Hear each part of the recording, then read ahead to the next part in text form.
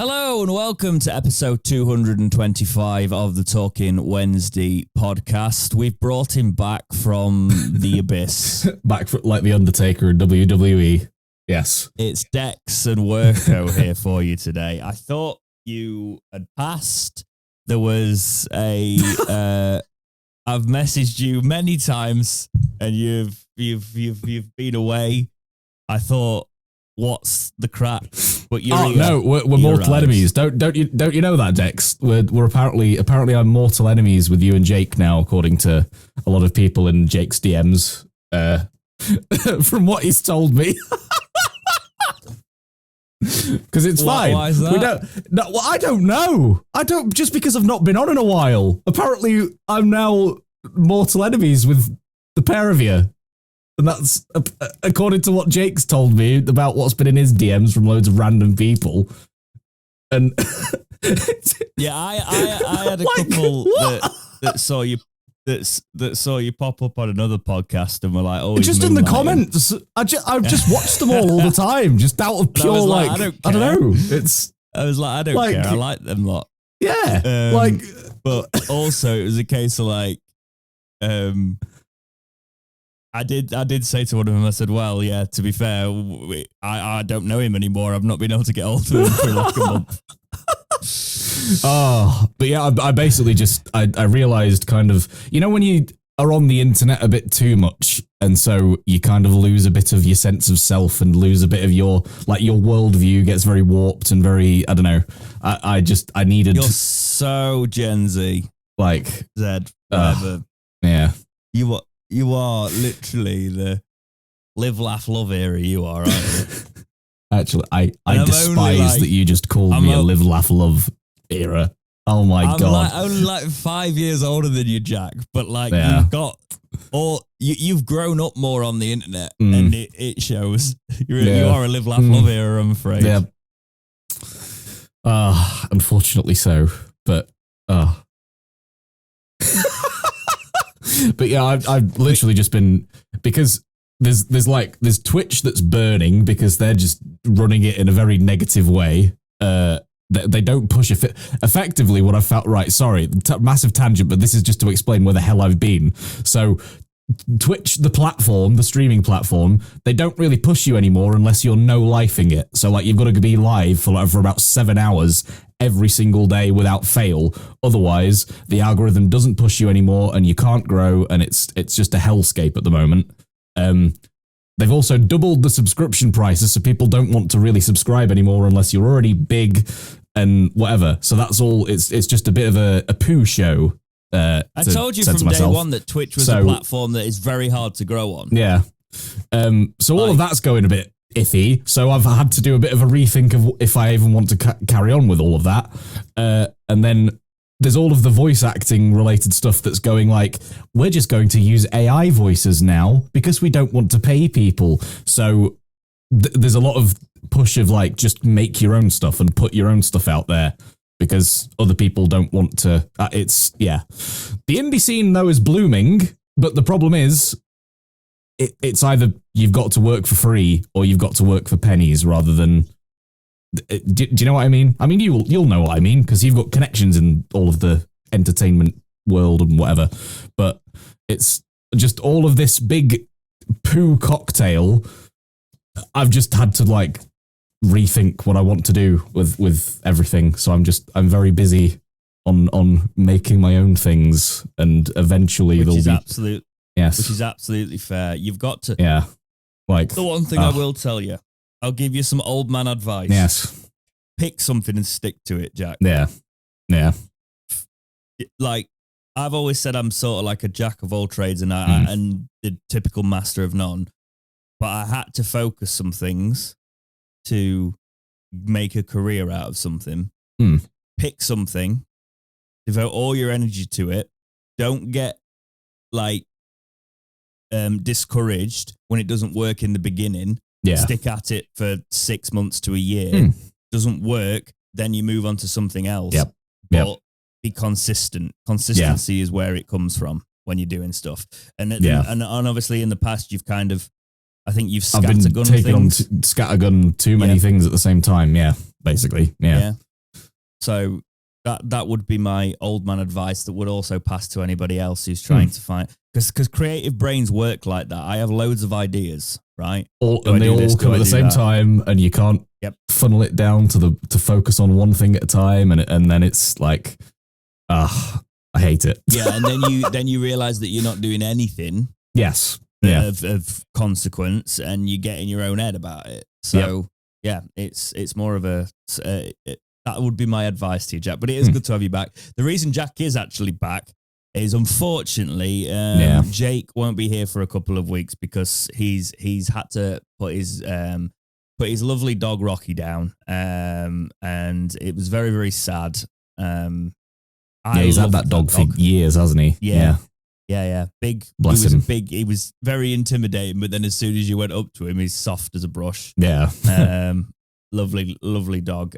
So Jake's going to be off the podcast for a couple of weeks. It's going to be me and Jack. And yeah, we would want it that way anyway, to be honest, for him to have some time. I've been telling him for some time anyway that he needs to take a break, but he never listens. But I know his channel like helps him with a lot of stuff mentally and everything. Well, that's what he says to me. Whereas I said to him before, do other things. So don't necessarily just stop being in the public eye for a couple of weeks. Still do stuff that helps, like make little things, but don't put them out. Just take an actual break from being there online all the time. Because I don't think as long as I've known him, he's never done it. Oh no, he's never really taken any breaks, has he? Ever in his entire time of doing all of this, all of the contenty stuff. He's just constantly like. But how has your week been, forward. Jack? Is the question I'll ask. It's been interesting. I sort of feel like I've blinked, and the entire last couple of weeks has just gone by because I've been so hyper focused on what I want to do and everything that I'm sort of going in the until it's done, tell none kind of route. So I'll be cool and mysterious, but it's just it feels like there's so much to plan and so much to pre-make before I can then do other thing. Do you know what I mean? Like before I can make public progress, I've got to do all of these things behind the scenes and whatever. That's what I've always said. Because like the one thing again is a thing of less talking, more doing, and the more you talk about something, if you give up on it, you just look like you end up having loads of different projects. Yeah, exactly. Like I have ideas for things and I'll trial them out, but if I say, oh, I'm going to do this, then like I want to make sure that I commit to it and do it. Like I've got quite a few projects on the back burner sort of thing. But I only make them public when I'm doing something with them. So that's a good attitude to have. Yeah. But how about you? How's your week been? Massive week, actually. Nice. I'm a true Sheffield Wednesday fan. I handed in my notice on the same day as the Sheffield Wednesday players. Incredible. I know, right? So I've been with the company coming on to 7 years that I've been doing work for part-time for a couple with them. I've had an opportunity. Again, I'm not going to speak until I've started on this opportunity, and I might not bring it into the podcast space, but it is more like this, what I'm doing right now. Oh, nice. In a full-time position, with some other things that I am interested in. There's an opportunity for growth there. There's an interesting opportunity that has become available, and it was time for me to step away from what I was doing because I'd become increasingly sort of tired of it. Tired of certain situations with it. I was very thankful for the time I had there, and I really, really liked some of the people, and I really liked the job I did there. But I think I say they had my 20s. Yeah, I needed a bit more from them for them to have my 30s, and I didn't get it. Sort of thing. And there was plans to eventually do that, but when I saw this opportunity, I was like, actually, this is more right for me right now. So definitely, that's and again, I might talk a bit more about it, but big changes basically, because obviously when you've been with somewhere for a long time, it's a case of like, okay, let's change this up a little bit. And so things in the next month, I've got like a month left of my current job, and then I'm jumping into this new role next month. So I might be relying on you and Jake a little bit more while I find my feet with that. But all fun things on that front. Excellent. And yeah, I just found it ironic that I was literally writing my letter of resignation on the same day that apparently did. Yeah. It's just ironic the way that goes on. And obviously we will get into all of this because this is the Sheffield Wednesday podcast at the end of the day. But yeah, a lot of things on that front, trying to decide. Like, I'm thinking of joining the gym again and things, but I'm trying to find it between my new place of work and the house. We might move. There's always that, because Soph might end up working somewhere else, so I might move a little bit further away from here towards where maybe we don't know yet. We're in that transition period. All we know is we're going to focus on work and focus on that side of things. So, and build around that now. So yeah, there's lots to think about, lots of life decisions to think about. But behind all of that, Jack, as is always ticking, is the Sheffield Wednesday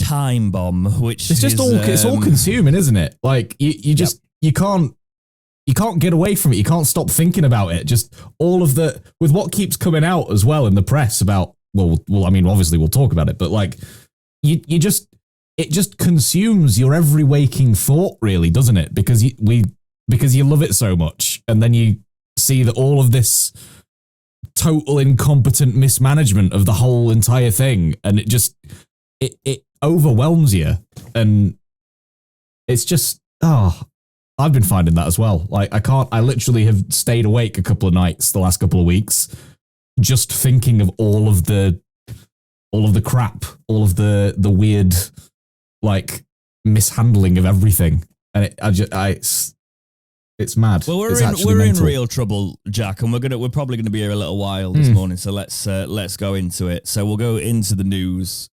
Can I just say before the news, we should be starting saying who are Wednesday linked with, what players are we buying, what fixtures are we excited for, all of that. But every single week for the past month, it has been this, into the news. And, well, the first article reads as follows. This is from Sport Bible. Huge EFL club left in crisis as 6 players handed notices days into pre-season.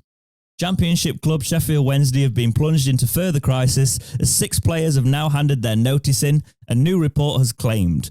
Wednesday were handed a 3-window transfer embargo by the EFL last month after owner Desron Chansiri again failed to pay salaries in time. The club also owe money to HMRC and currently do not have any pre-season friendlies scheduled despite returning to training. The Telegraph report that 6 unnamed players have now handed in their notices to leave the club. FIFA rules state that a player can hand their notice in if they are not paid salaries on the correct date in 2 consecutive months, which was the case in May and June. Another article from Give Me Sport states that Windass among several Sheffield Wednesday players seeking exit. Forward Josh Windass is among a handful of Sheffield Wednesday players to inform the club they want to leave due to persistent late payments of wages, sources tell Give Me Sport. With financial uncertainty around the club, Windass is among 5 or 6 players to inform Wednesday of their desire to leave. He became the club's leading scorer this century with a goal on the final day of the championship season last year in his likely his final match for the club. The forward loves the fans and the club, but is now ready to leave due to the uncertainty. Most clubs in the championship are alert to Windass's situation now that he could potentially be signed for free or a cut rate deal. We'll talk about Windass a little bit separately because I've got my views on that last paragraph specifically. But notices. Me and Jake talked about this happening and it was going to happen, and we were like, is there a way they could save it happening? And it's happened, Jack. So off you go. Well, the only way that they could save it from happening is selling the goddamn club. But obviously, apparently, even though you're in financial strife, that's off the table. Apparently, or sorry, not off the table, but for the right offer to the right person, Is it hell? It's all about the amount. It's all about the money. All of the price of the entire club needs to be this unrealistic level to cover what has been clearly shown in the club's books year after year as the personal debts to Chansiri. That's why it's at an unrealistic price, and that's why no one's going to buy it. And the only way to solve this issue is by selling it on. But apparently, that's too much of a difficult task, even when there's all of this interest and all of these offers coming in at a market value for the club in its current state. But no, apparently that's not good enough. And it's causing turmoil. Like, we are plunging down the leagues now because of this sort of situation. And this won't just be this year. This is going to carry on until it's someone new that owns the club. But no, apparently, fine, let's just not pay the players. Let's not pay the employees. Like, you're legally obliged to do so by UK law. But no, let's just not pay them 2 months in a row. Like, it's a farce. It's a joke. And do you blame the players, the 6 players that are unnamed apart from Windass, for handing in their notice in this situation? I guess that's the not question. in the slightest. Not in the slightest. I applaud them. I actually applaud them for having the courage to make a move like this, to say this is ridiculous. And like, wouldn't you though, if you hadn't been paid 2 months in a row, and you know that you'll be having a job somewhere else because you're a championship football player or whatever, or like that level in your particular field, and you know someone's going to sign you if you leave your current place of work or whatever, you'd do the same. Anyone would do the same. Anyone listening or watching on YouTube, whatever, would do exactly the same in their job roles. I do not blame them in the slightest, and anybody that gives them any stick needs to really give their head a wobble, because you do the same thing if your employer didn't pay you for 2 months and then was constantly making excuses of like, oh no, it's coming. Oh, don't worry, it'll come eventually. Okay, great. When is it? You're meant to be multimillionaire football club owner. Where's the money? I'll play devil's advocate. There's only 6 out of the players that are there. Yeah, you've got to say that. Bannon is not even in contract and he's there. But then again, look how many we've released as well from that first team squad. There's not really many first teamers that are left. And the people, if we're looking at loyalty sort of thing to the club, not specifically to the wages, if we take the wages aside, because yes, I'm going to play devil's advocate for the sake of the topic. Yeah. Very well paid players that could sustain themselves for a long time. Yes, they've got mortgages, etc. But they know the situation they're going to leave the club in if they walk, with their transfer values, things like that. There's that side of it. It's a case of, well, it's only 6 players. So do they have their heart in the club is the question that could be asked. I will say my personal opinion is I can't blame them given the state of the club. What I would say is it also puts pressure on the club even more, because actually I believe the legalities of this is if they are cleared within the 14, 15 days, if the wages are then paid, the notice is automatically rescinded. Null and void. Yeah. So it's actually putting pressure on the club in that regard. And I would like to find out who the players are. Just have been nosy. I mean, we will. Windass would be one of them. This is the thing. This is the line I want to talk about now. Yeah. The forward loves the fans in the club, but is now ready to leave due to the uncertainty. That's load of bull. Do you know why? Because Windass wanted to leave before all of this. But as well, all of this now that's happening is in the public eye. This sort of tomfoolery, I'll call it, to, not swear. This sort of tomfoolery has been going on for years. It's not even the first time that he's not paid the players. He last did it in the relegation season when we would, deducted all the points. And he did it, I think, in the first season of League One as well. So Windass has been here through all of that, all the crap, and true. Maybe he's just had enough. Again, Windass and his agent working overtime, mate. To put himself in the window, because he talked about. I don't forget that at the end of the last season, when his contract was triggered, he was talked about being held hostage. He wanted to go off. This is another example of a player that, well, Windass doesn't want to be here. It's quite obvious. this is another way of him saying, "Oh, yeah, I want to leave because of this." So I'm in the shop window. I'm one of the players. I don't mind if I am the name out there, because then the clubs can circle and go, "Oh, we'll have Windass." And yeah, I guess that it's no surprise to me that he's the one that pops up. I like Windass for what he's done for the club, sort of thing, but it does always seem to be his name in these situations. And what I will say is the vultures are circling now anyway. Oh yeah, I mean, we've already lost one coach to Rangers, haven't we? So that's... Yes. Yeah, which is in the article, which is in the document, which we'll get to later. But the vultures are circling, looking at the specifics of Wednesday are going to be in a situation where players leave. They're going to pick at the bones. Yeah. But I don't any club hopeful. Would. Any club would. There are whispers still of the talks. You would be led to believe that Texter is still very much interested from whispers that we've heard, etc. And if you read between the lines, I would be worried about that just because of that whole multi-club situation and the lawsuits going on because of that, and just I honestly don't think we have the luxury to worry about it in the short term, Jack. Yeah, because of the state the club is currently in. Yeah. It's either admin and the bones are picked apart. Yep. But that could be another thing. If the club gets to that stage, owners could now just sit back and wait for it and then pick at the bones. Yeah. And but the thing is, it's not even going to be admin there, because Chansiri is the sole creditor for all of any potential debt that the club's in. So exactly, the actual corporate structure of the club means that the club is fine. It's all separate from any debts that are currently on the club. The only real debt per se that the club is actually in is the rent that the club owes to Chansiri, who not only owns the club, but owns the stadium as two separate things. So effectively, it's just more of Chansiri's personal debt to himself. So it's like the dodgiest thing ever. Let's talk about that then, because that's interesting. That's a view that me and Jake have not really got into. Yeah. So is admin, it better for Sheffield Wednesday necessarily for things to get worse before they get better, and we do go to the level of admin so an owner can come in and pick the bones, because then the debts aren't on Sheffield Wednesday? I don't know the specifics of that, but we do know that all the debts are in Chansiri's name. Yeah, and him personally rather than like... Yeah. Yeah.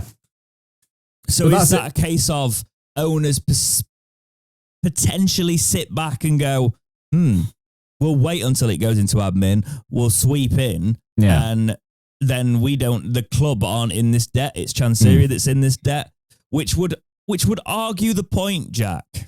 And I am hearing more and more that, and I think a few people are, and it's been stated and reported that Chansiri is having to lower his asking price now because he's got his back up against a wall, because if this happens, that would be the situation.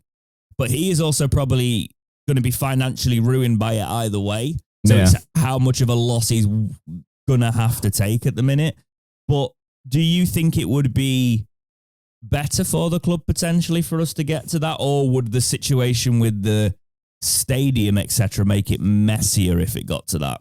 Well, this is what worries me, because if it needs to get to that stage of admin of like the club effectively needs to be set on fire for somebody to come in and then buy it, and if Chansiri is going to be somewhat financially ruined in either scenario, I'm really concerned he would rather see the entire place burn to the ground than to have that loss of like honor or whatever of having to say, I've sold my coveted business. And that's what really worries me, is that he just does not care and would rather see the ship sink than have that like dent in the pride of selling it on to someone else while it's still afloat. Does that make sense? Like It terrifies me that that's apparently also a common practice in Thailand, in like Thai business, is the ship just sinks because it's such a dishonorable thing in the sort of face saving exercises that are constantly done over there to sell on a business to somebody else. The business just burns and gets liquidated, and you just start again. And I'm absolutely horrified that might be happening and that he might be in that mindset about it, even though he needs to get money back because of loans and everything.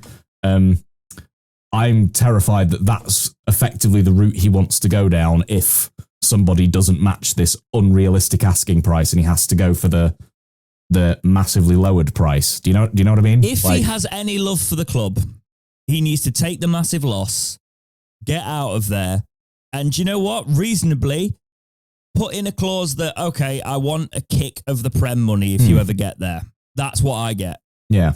But I'm gone. I'm taking all the losses. I'm wiping the debt. I'll get some of that debt back if you reach the Prem. Yeah. If he has any care for the club, he needs to do something along those lines. But I'm struggling to see it getting to that stage, especially as the vultures are circling. Yeah.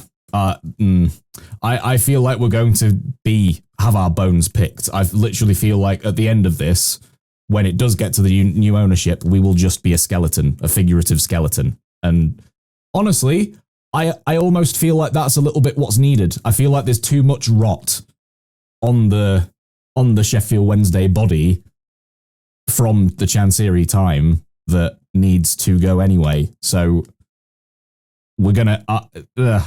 It's that weird situation of we've just got to take all of this crap right now to then carry on in the long term, as much as it hurts, and that's just how it is. I think in my head anyway. But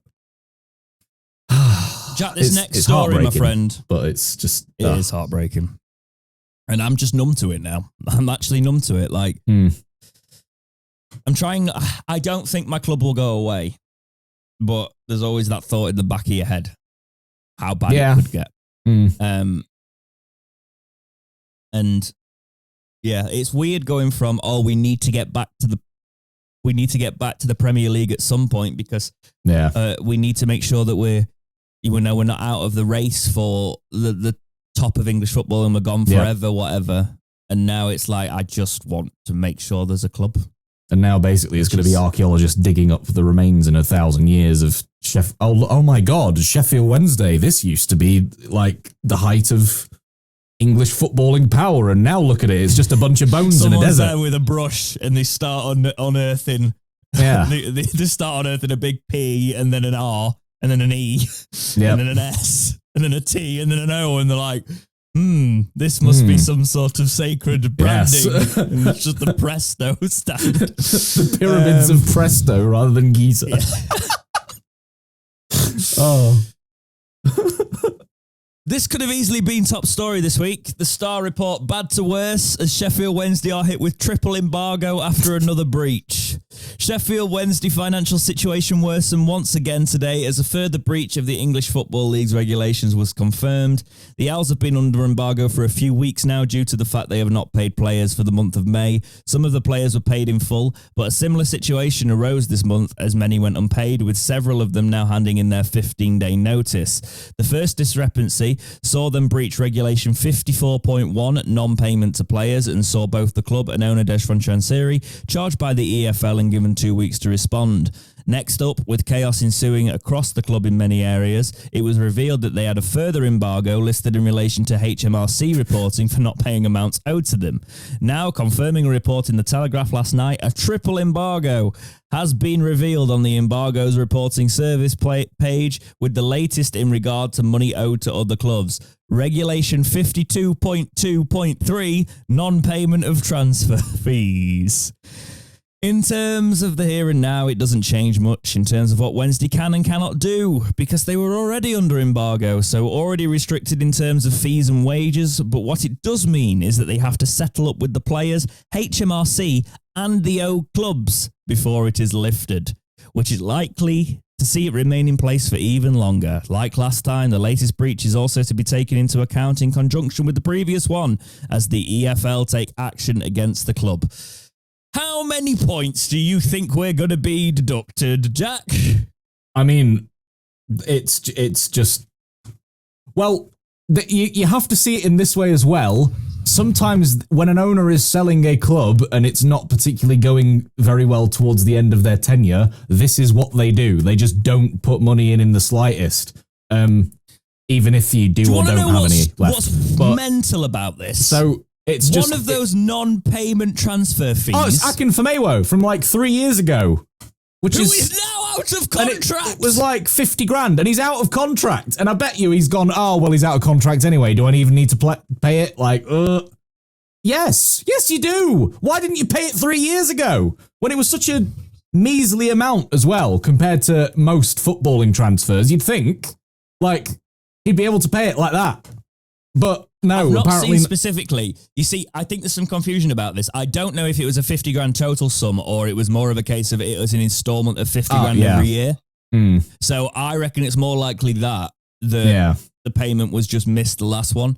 So yeah, we've not paid that, which means we in the situation we also have not even paid worse, Shea Charles a bunch of Shea Charles wages as well, apparently. Shea Charles' wages and loan he himself has been paid by Southampton. We just haven't given that money to Southampton for his wages. Yes. So interesting to learn there that actually Southampton dealt with us on a handshake agreement with Chansiri to keep paying his wages, and we haven't actually transferred the wage money that we were going to pay for Shea Charles there. So basically, you can see on his list as priorities, even though he doesn't seem to have any Chansiri. Yeah. Paying players that are no longer here and paying for players that are no longer here is definitely not up there. So I'm surprised this embargo didn't come even quicker. But I think it's more of a case of this wouldn't have come to light, I don't think, unless the other clubs have now seen the situation and gone, actually, we don't think we're going to get our money here.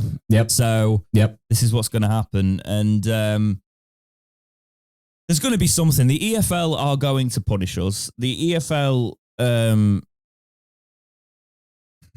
I think the EFL have got a proper job on their hands to make sure that they look after this club, but they won't. No, we'll get hit with things. And either way, Jack, we're going to be, if we've got a club, the best we can probably hope for is we'll be in League One the season after next. And hopefully we can rebuild in there. But at this situation, I'm not surprised. We're treble winning Sheffield Wednesday, but the treble's embargoes. History made. Chansiri's made history. Well done, mate. This is first club ever to get 3 embargoes simultaneously. This is also highlighting why the guidelines and the fit and proper tests and all that sort of stuff. And well, it's also highlighting the independence of the the importance of the independent regulator coming in. It was 10 years ago. In fairness, for all clarity, like sanctions, like points deductions, that works on clubs where the owner gives a damn about the club, not when the owner doesn't care. In this scenario, in the Reading scenario, in the Bury scenario, the points deductions and the club sanctions, it doesn't matter. He's actually, you know what? The fact that they've taken away Wednesday's ability to pay for transfer fees and limited the amount of wages that the club can pay to new signings and all that sort of stuff, he must be thinking it's a godsend. Oh my God, I don't have to pay as much now. The fans will get off my back because I literally can't pay for anything. You know, like that's actually good news to him. It's a joke. We're a laughingstock yet again, all because of that one man and his ego, his utter ego and greed and total lack of business acumen. Clearly, like it's not even slanderous to say that. It's evident. It's got evidence behind it. Look at what's going on right now. What this means in the short term is necessarily nothing that we're not already faced with. We're going to be faced with in the short term. We're absolutely up the creek without a paddle. Yeah. And I think this was even if we didn't get promoted in the playoffs in League One, I think this was coming anyway. I think it would have been no different 2 years on. No, I actually disagree. I think he could have managed to sustain a League One club. Yeah, I almost look back now at the footage of when we got promoted and he was thinking, oh crap, oh no. He actually looked terrified. But it also looks at a case like he goes, final. We've got to get to he was talking about playoffs and getting to the Premier League. Yeah. Because I think he knows he needed that. He needed the Prem money. Of the Premier League money. Yeah. So that's why he went for that full shift. Yep. He doesn't have. He clearly doesn't have what it takes to sustain a championship club. And fans are turning their nose up at people like Textor. And I get it. Textor could be bad news, but in the short term, it saves us. Yeah. Where, like, do I hate to say these words that are about to come out of my mouth? Like someone like Mike Ashley coming in, like, could save the club. Do you know what I mean? It's bad when you're literally saying Mike Ashley would be a better alternative. You know that's oh boy. Yeah, but he did but he runs it properly. But he got Newcastle back to the Premier League, which is where they should have been. Yeah. He sold them. Stabilised them there, and he sold them for I just want somebody that knows how to run the football side. Like for me, Textor was a case of yes, there's a lot of situation. I don't really agree with the Leon thing. I think the Leon thing is misunderstood. There was a lot of debt already there. He reduced the debt. He actually reduced the debt quite considerably in the middle of the season. Yeah. Yeah. And the first opportunity he had to try and free up some of that debt, he sold star players. I don't really think we need to worry about that too much. Yes, there is a few horror stories about his earlier days, but he's got a football team now.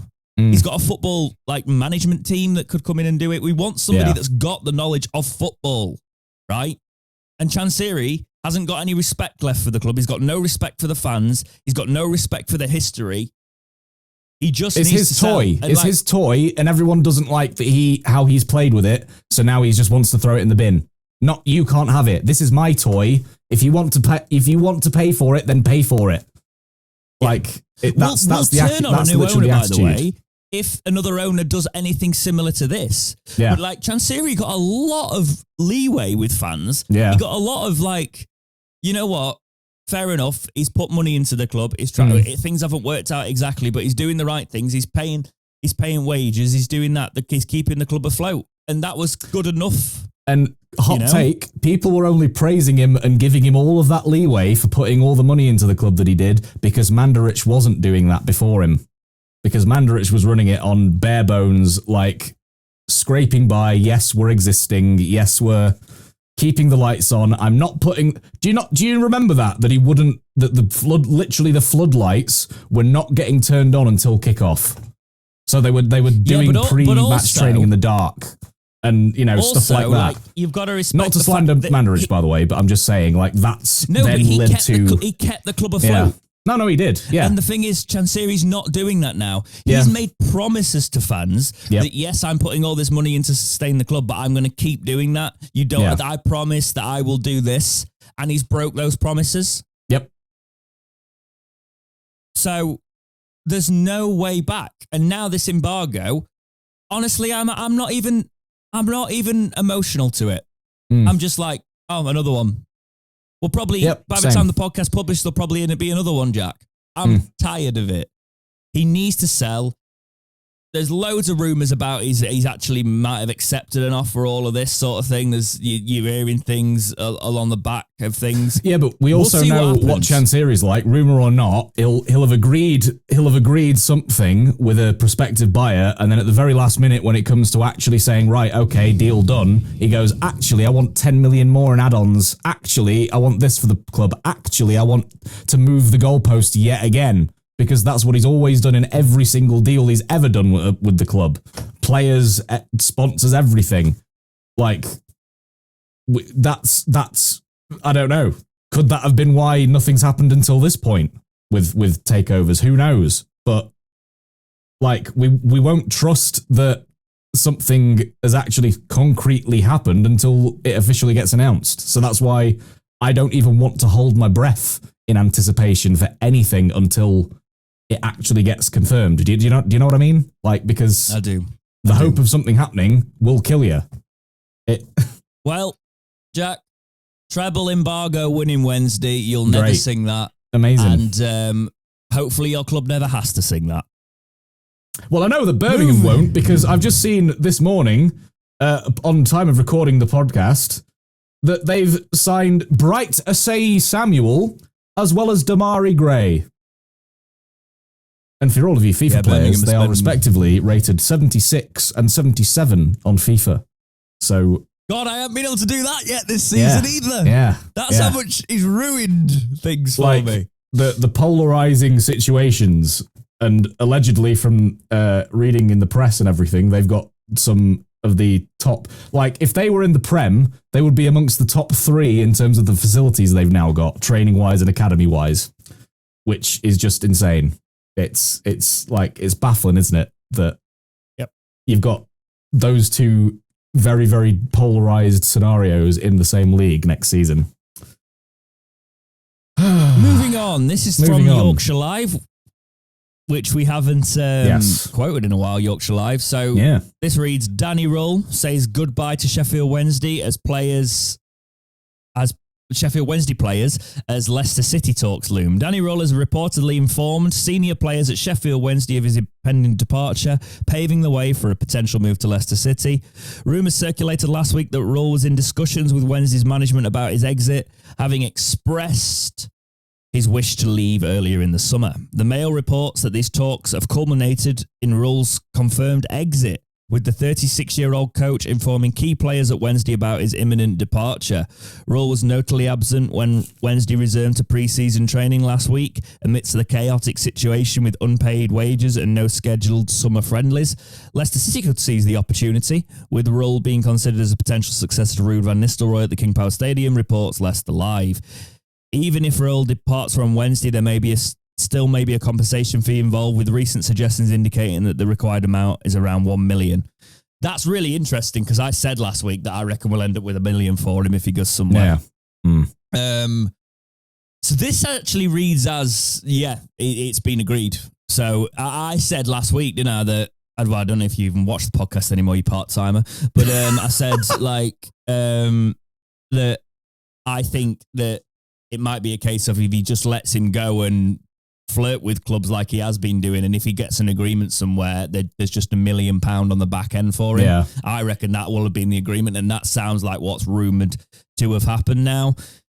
What are your thoughts on this, Jack? Obviously, it sounds like Danny Rohl's not coming back to Wednesday no matter what. He's informed the senior players. So my theory is, obviously, and this is proper tinfoil hat theory that I've just cooked up in my own head, that I think this alleged interest happened in January. Chansiri knew that this would happen in the summer, all of this financial ruin. So I think he's effectively said, go and advertise yourself and get me that 5 million release clause. But what he didn't anticipate was just how slyly Danny Rohl would be in all of this tart myself around tour, and didn't expect that he would do it to a point where clubs might be potentially put off him rather than go, oh yeah, we're definitely getting him. Do you know what I mean? So I think that it's backfired. His strategy of being able to pay people because of that 5 million coming in has backfired massively. And I think that actually Danny Rohl's little podcast tour of Germany that he did, I think it's majorly had a negative effect rather than a positive one. And that's why it's resulted to this level of things. Going all the way down to 1 million for his release clause. And even then, it might not be him going to Leicester, because they're allegedly interested in Sean Dyche, who's a free, who's totally free. You don't need to pay him any release clause for him. So he's all of this manager I'd be looking at, by the way, to fix Sean this Dyche situation. to Leicester would make more sense than Danny Rohl. In the situation they're in, definitely Sean Dyche. No, I mean, even for us, I'd love Sean Dyche. Yeah. You know, 100%. Like fixing everything, but like... But he wouldn't get on with Chansiri because he's too strong-minded. He'd push back way too much. Chansiri's done, Jack. No matter what happens, Chansiri's done, right? There's no way out from it. But in terms of this, what we're talking about here with, Danny Rohl off, I have lost a lot of respect for Danny. The comments on the video breakout of this section last week were, how can you blame him working under Chansiri? Do you know why I can blame him? Is because the players turned up. Yes, they've handed in their notice, but Danny Rohl threw his toys out of the pram. Didn't even turn up to showed no loyalty to the players he's been with, etc. Or the fan base that loved him. Or neither do I. It's his total lack of professionalism in all of that. I just can't respect at all, and I think it's a real disservice to all the love that, forget about Chansiri, his coaching staff, his playing staff, the fan base, who are there. Granted the coaches aren't there, but that's because they're out of contract technically at the moment. So Some of the coaching staff have been there. Yeah. But that's just really unprofessional in my eyes. And I think if clubs were put off by that, that's exactly why, is because he's done this. Because who's to say if there's a situation that goes bad at their club in the future, that he wouldn't do exactly the same thing and just not turn up and throw his dummies out the pram when he doesn't get his own way and not just be a model professional like you're supposed to as a manager. Do you know if you heard anything about him for the club here? Like the lower down coaching staff are picking up the pieces and trying to make sure this team is ready, even with the individual training plans with players. They're trying to make sure at least we've got a team to field. Yeah. Like, even if he was determined not to start the season, get us in a shape where we're going to be ready for the season. Yep. Because he's just, we're managerless, and yes, it's Chansiri's fault, but at the minute, we can't do anything about it, and it's not going to happen, and we're in limbo, and he's abandoned us. And I am furious with him because the players have turned up. The coaching staff want to be there. We're going to probably lose out on Pedersen now because of Chansiri's ineptitude, you know. And Keith Andrews wants him at Bournemouth. So, you know. It's just a mess. And I'm going to turn on Danny because I love my club, Jack. Yeah. And I understand. I understand you in the comments going, why would he work? Why would you be disappointed in him? Are you working for Chansiri? Blah, blah, blah, blah, blah, blah. I know. But in the situation we're in, you can hate Chansiri, but you could also it doesn't have to be mutually exclusive. Danny Rohl. You can criticize both of them for very valid reasons. You don't have to pick a side. That's so, like, I've noticed in general, that seems to be the way of thinking of so many people. You can't go multi-directional with criticism. It's one side or the other. It's always that. It's always polarized. It's always us versus them. It's never they're actually both in the wrong and they can both receive criticisms for different reasons at the same time.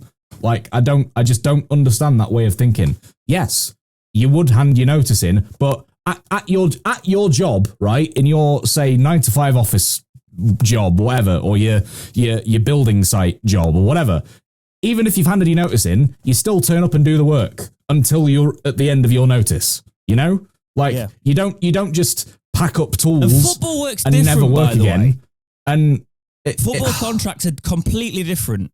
Like, you can be sacked really easily, but they're also in place that there's so much churn in the industry that you make sure that you're protected. And Danny Rohl is signed a contract, right? Yeah. He was paid. So allegedly, he was one of the first people paid as well each time. Each time there's been a payment issue, he was one of the first people paid. So the fact that he's then not turned up... No. Because it protects the contract and the release clause. Oh, the release clause, yeah. Because he's got no grounds for walking, and he's still doing it. And the fact that he was one of the first paid and not the players, and yet the players are the ones that turned up, regardless of being paid or not, that's what really grinds my gears as well. Allegedly, of course. We don't have a look at his bank account, but by all reports, he was paid. Yes. So that's what doesn't sit right with me. If you're one of the first paid, allegedly, then you show up.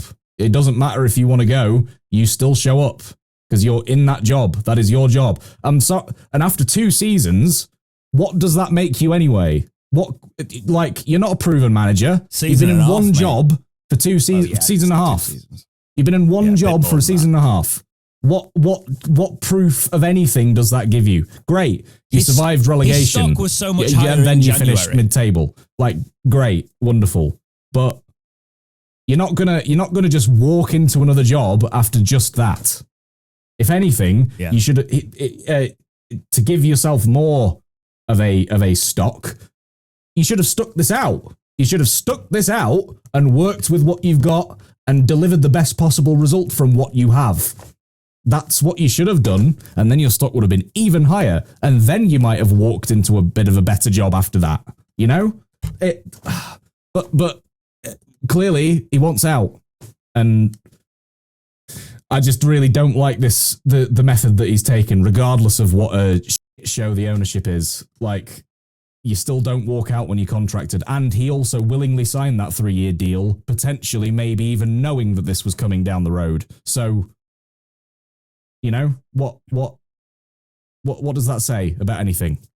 That's what doesn't sit right. I just think we've got to look at where it goes next. And I think we need to make sure we've got the coaching staff sorted. And it's very difficult because you can't offer contracts. Takeovers need to happen. We need them in place. There's people doing. There is staff still paid there, but we've got no leadership. Genuinely, like, I wish Bannon was under contract because he's probably playing player manager. To be honest, the only leadership we've still got on the team really is Palmer.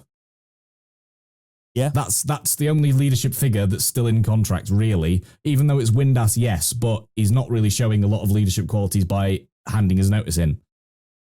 You know, that's Windass isn't. What I wouldn't. I think Windass is too much of a maverick in quotes to be a leader. Personally, he might have had the captain's armband. But you don't go on podcasts slagging off youth players, etc. Exactly. If you don't. And again, respect to Windass for what he's done and everything, but like he is a striker through and through, and he's got that striker mentality and that ego with it, which is I think the ego's a bit overstated with him, but in fairness, there is the way he's spoken, like it hasn't come across the best in terms of not at all. That situation. Right, talking about players, moving on from the Danny situation. Pato's left. That's confirmed. He's left at the end of his contract. I'll be honest, I know Jake is completely on the other side. I wasn't too fussed. I like Pato, but personally, I thought it was time for him to move on anyway.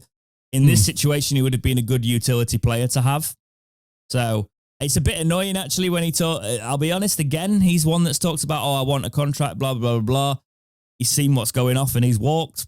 Yeah. Fair enough. I don't blame him given the situation, but he's always been kicking down the door and he got game time, etc. So what are your thoughts on Pato leaving? I'm a little bit similar in that I think it was due for him to be moved on anyway, because I don't think he was really fitting. Like, yes, he's a good workhorse, but he would have been a good workhorse for Darren Moore. Like, he fits that style of play a bit like Wolf Hawks did. He fits that sort of a way of playing way more than what we want to what we would have wanted to have played now, you know? And also, Pato's been here and done it before with the chaotic, like, minus points season and all the rest of it and all of the future of the club up in the air. He's done it before. I'm not knocking him for not wanting to do that again and wanting to go somewhere a bit more stable. Yeah, I respect I respect him for the shift he's put in for Wednesday. He's been a good servant. I think under a positive Wednesday, he wouldn't have had a place here, but he probably would have had a place. But I think he also, respectfully, I can't knock him for leaving because he's got a situation where he's coming up to an age where he needs a contract. And I think he probably would have stuck around, but with all this uncertainty, he might not have a contract until later into the season. If he leaves now, he's picking up a club and he's starting pre-season and he's keeping fit. So he's thought about his career. All respect for him for his time at Wednesday, and it makes sense for him leaving. We have lost a coaching staff member. In my head, it makes sense for him to go to like a Wrexham or like a promotion chasing League One side, like a Huddersfield or something like that. That'd be an ideal fit for him, I feel. That makes sense. And they're very stable clubs. So Huddersfield, yeah. Sal Bibbo's gone to Rangers. Me and Jake talked a bit about it last week, but it's been confirmed that we have lost, I believe he's our goalkeeping coach, Sal Bibbo, so that's good. Yeah. Westwood, please turn up. We need, he's got his coaching badges, so, you know. Yeah. And he loves Wednesday, so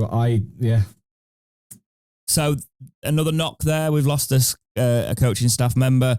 Not ideal. Let's talk about some players that are on the way out. So this is from the Star. Sheffield Wednesday in negotiations with Southampton over midfielder move.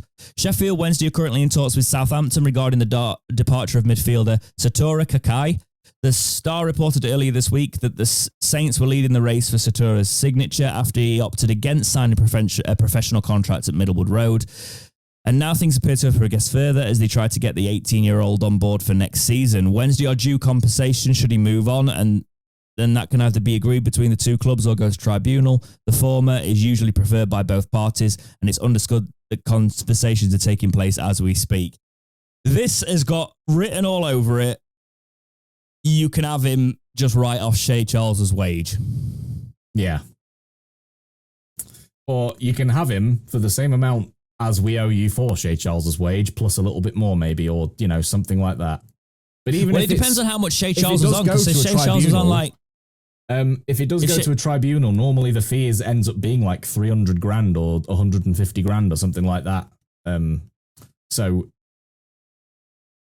If Shay Charles, say, was on 10 grand a week, right? I don't know if he was, but Southampton, obviously Premier League money, younger player. Yeah. It's 520 grand. Yeah.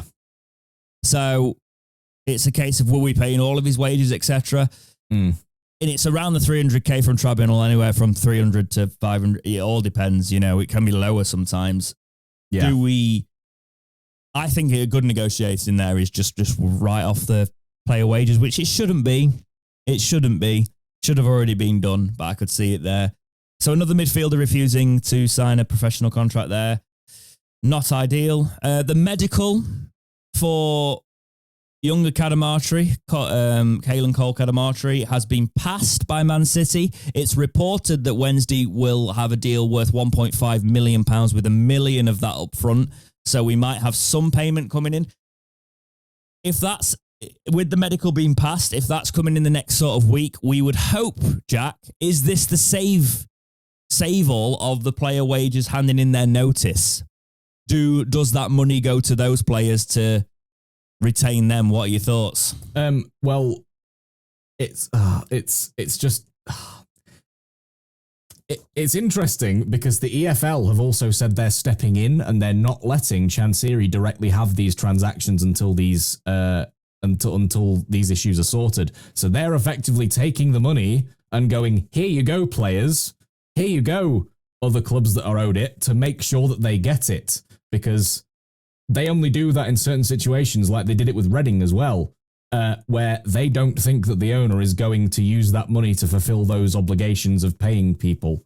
And so this money could potentially, from other news reports, not be going direct to Chansiri like other fees have gone in the past. It's going to the EFL as the middleman instead. And good. I think that's also very good, because that means that we'll be out of the embargoes soon. But at the same time, should Chansiri not sell this month, we'll be just back in them again next month, won't we? So yeah. This is the issue. This is why he needs to sell. And but if players get paid, if players get paid, fine, great.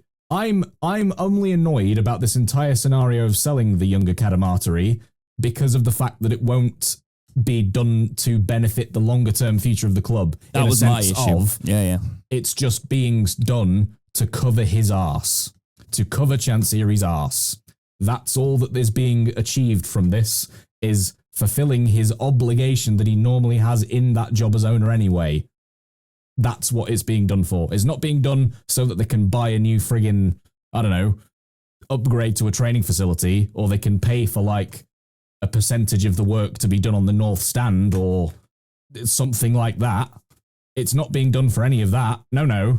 It's being done to cover his arse. That's what I don't like. If you're looking for a saving grace, Sheffield Wednesday fans, as little as there are, if the EFL have got these funds and they do pay the players, and the players especially that have handed in their notice, it protects us for another 2 months. Yep. With non-payment, because it has to be consecutive 2 months before they hand their notice in. So this sale of a young player that could have got us a lot more if we'd have done it properly in the future, or we could have reinvested into the club, is actually just buying another couple of months for us to sort all this mess out. So that's the situation we're in. It's also the fact that in about 2 years of the development rate that he's been going at, we could have sold him for about triple this amount of money, and also had sell-ons. I think we'd have lost him either way, Jack. If I'm being realistic, if Man City come calling for the academy, you lose him either way, and it's a decent deal, this. But we would have been in a stronger negotiating position in terms of add-ons if this hadn't been the situation. I also think that Man City have only come calling for him because they know of our situation and they think, amazing, bargain. I don't think they would have been interested just yet if we weren't in this situation. Jack, Manchester City don't stop there. This morning it was reported by the Star, Manchester City chasing another Sheffield Wednesday youngster. Sheffield Wednesday could receive another financial boost, with Manchester City believed to be chasing another one of their youth products. Romario Collins, a talented teenager, is currently part of the youth setup at Middlewood Road. Has developed nicely since coming on board at S6 following his release from Leeds United, and he's started to catch the eye of teams further up the pyramid. It's understood that City are keen to try and sign the defender to bolster their own academy ranks, with the Owls set to pick up a 6-figure fee in compensation if a move does go through. Should Collins move on, he's likely to be the latest youth product from Wednesday to move this summer, with Kaelan Cole-Cadamartri set to join the Citizens and Sattorra Kakai on the brink of moving to Southampton. In total, the 3 departures could end up being worth about £2 million to the cash-strapped Owls. So, another one. This looks like more compo, though. So this is like 300K. Copy and paste what I've just said. Yeah, copy and paste what I've just said all over again. It's like, annoyingly, these should be either the players that we sell in maybe 3 years' time for triple the money, or they should be the players that replenish the first team so that we don't have to pay as much in transfer fees for first team players, because our academy players are good enough to make that step up. Like, it's really depressing, because it's all so that Chansiri can fulfill his obligation as the owner, his basic thing of paying people, because that's what you do as the owner of a football club, believe it or not, Mr. Dafon Chansiri. Your job is to pay people, and you are lacking considerably in that account at the moment. Indeed he is. Indeed he is. I mean, to be honest, if these youngsters had stuck around, they'd probably play in first team football next season, given our situation. Also, in my head, this furthers my tinfoil hat theory that he just doesn't give a damn anymore about the club, about any of it. That he doesn't care about the long term, because he now, anyway. Can I just say that, in fairness, we wouldn't be able to do anything about this anyway, Jack? Yeah. The academy system is massively unbalanced, and it's tilted towards the top end clubs, and it's pitiful compensation. There needs to be an overhaul of the academy system to protect players such as this. Yep. They could have technically probably weighted the game with Cole, Kaelan Cole, and basically got him for compo as well. Yep. But there is a deal there. But this is just the academy system. Players will go for pennies, unfortunately. And this is what's happened here. I am determined, Jack, to talk about something potentially a bit more positive. So I'm going to read you a long article from the Wednesday website. And this incomings. I mean, they're not first teamers, but they might be. Sheffield Wednesday, professional deals for 6 young Owls. 6 young Owls have put pen to paper on the professional contracts at Hillsborough. Joe Emery, Ernie Weaver and Logan Stretch have signed maiden professional deals after completing their 2-year scholarships with the Owls. Cole McGee, Harry Evers and Denny Oliver have also joined Wednesday after academy stints with Preston, Liverpool and Lincoln respectively. The group will join up with our under-21 squad ahead of their new campaign, and academy manager Jonathan Pepper was delighted to get the deals done. He said, quote, "We're really pleased. It's not easy to earn a professional contract and the lads deserve it for their performance over the 2-year period of their scholarships. Ernie Weaver has been here for a long time and it's a great success story for everyone who's worked with him right back to the pre-academy days and through the age groups. He's a great lad as well and Sheffield Wednesday through and through. Logan Stretch came to us from Liverpool a couple of years ago and he's a goalkeeper with great potential." Logan Stretch, there's a name for a goalkeeper. Funny, isn't it? Yeah. Amazing, by the way. Goalkeeper, yeah. He put in some good performances last year and we have had high hopes for him. Joe Emery signed with us from Charlton a few years ago and he's got great commitment, attitude and application and did well with the under-21s when he stepped up last year. It'll be interesting to see their progress over the next couple of years and hopefully they can step into the first team. The 3 lads who have come in, I think they will really add something to the squad and they will have potential to challenge around the first team in the future, but we have to be patient. Denny Oliver has been at Lincoln since he was young. He did a lot of training with the first team last year, and then he came here and played with the 18s and 21s and did well. He's a ball-playing midfielder, good passer of the ball, and it'll be interesting to see how he makes the step up to a Category 2 academy. Cole McGee came on trial last year from Preston. He's a left-footed centre-half, good on the ball, and he likes to defend. We saw that in key games last year against Brentford and in matches at Hillsborough. Harry Evers is coming from Liverpool, a left-sided defender. He can play left-back, left centre-back, and on the wing. He's a good athlete, and he came in last year and really impressed the staff with his attitude and ability. They've all signed up because they have potential if they get the opportunity to step up, and they have to be ready, and it's nice to give these opportunities to players. Congratulations, lads. That is the longest academy article I have read in a long time, and it just shows how little we're doing on the transfer front. These lads are probably going to be first teamers, Jack. What are your 100%. Thoughts? A little bit of positivity bringing some youth in. And they're signing professional deals already. We're seeing them in the first team next year. Like, whether it's a stopgap or if, hopefully, some of them are good enough, it'll be like a Joss Lukai season all over again. It might be good enough for League One. Well, yeah. Congratulations, lads. The academy is a hard game. We're not putting a damper on this. We're just saying it's just a shame that it has to be under these circumstances. But it doesn't. I don't think you need to listen to the noise at academy level. Yeah, I genuinely don't. Yeah. You look to the future, and you don't need to look at the immediate 2-3 year future of the club if you're an academy product. Exactly. You don't. Football clubs sort themselves out, right? The academy is actually one place where you should have the blinkers on for this, because it doesn't matter. It honestly doesn't. At least looking at the last couple of months, at least as an academy player, you're getting paid relatively on time. Apart from the one situation where the academy players were paid late, but then they got sorted. Which was unacceptable. It's all been unacceptable. But yes, no, I don't want to go on dampener, Jack, which is why I was turning it here. Yes. It's good to see, especially with how hard and competitive it is. That's really hard. Competitive it is. It's good to see that youngsters are coming through. They're getting those deals. It's a harsh game at that level. And congratulations to them all. And hopefully, yes, Wednesday can sort themselves out and you have a place. And you know what? You might be called upon. And if you're called upon, you might have to be ready. Yep. Jack, that's all I can do. It's been a long week of Wednesday, and it's going to be another one. And I will say before we end, right, the in the know accounts, blah, blah, blah, blah. I'll tell you what I've had in my inboxes, and it's been from loads of different people, so it's not variable sources, right? But enough people have said the same things for me to share this rumor with you. The rumor is that Chansiri is in talks. Okay?